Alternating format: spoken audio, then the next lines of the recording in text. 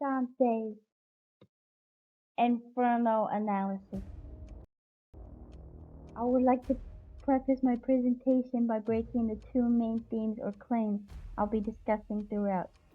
While both claims are on inspection into Dante's physical structure of hell, they look into different aspects of the author.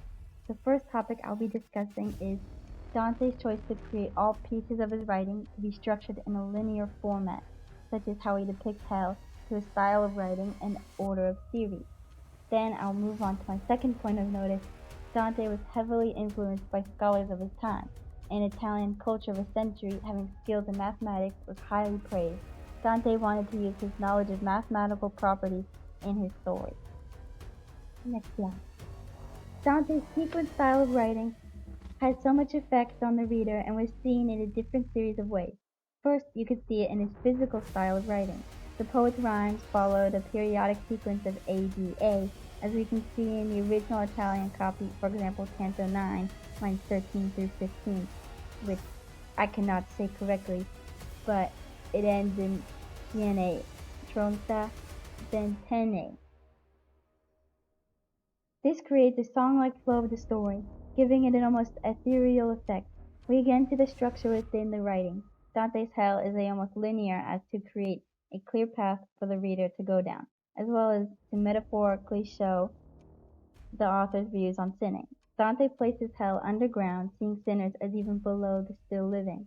The ninth article of hell is referred to as the deepest and darkest place, farthest from the heaven that girds all, by Virgil in Cantos 9. Looking to the Bible as his guide and inspiration for his writing, we can also see his mixture of Christian faith with cultural knowledge and mathematics. Dante's use of holy numbers is prominent throughout the story, and you can find an example of this in going back to the rhymes and periodic sequence of 3 lines, 3 for Father, Son, and Holy Ghost, again seen here in the Italian version. Slide 4. A popular mathematical sequence of this age was the Fibonacci sequence. Leonardo Fibonacci was a highly respected man from Italy who in 1202 made the book a book of abacus.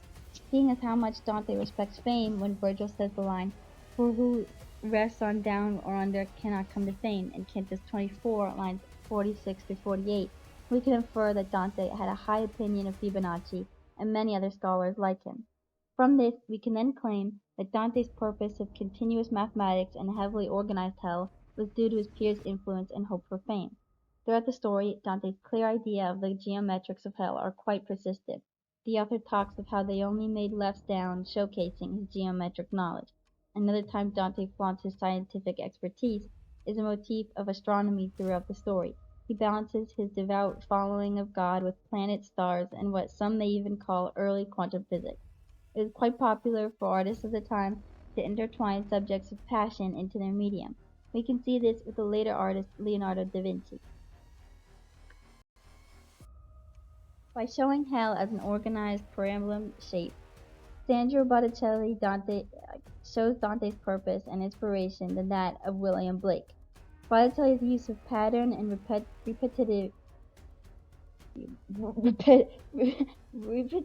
repetition aligns with Dante's inspirations much more than William Blake's dreamlike style. The repetitiveness and sequence used in poetry appear. An arithmetic sequence. By showing hell as an organized Blake's interpretation of hell, while unique, is far from Dante's original final piece. Blake's style was curved lines and bright watercolors. Dante was infatuated with the idea of making the Inferno a popular piece of literature, so if Blake was to illustrate, I'd say Dante would most likely not be taken as seriously.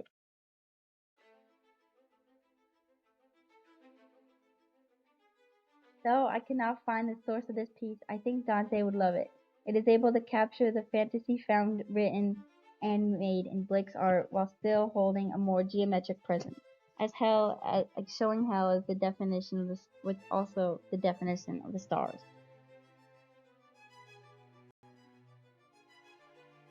I would also like to say I'm very sick today.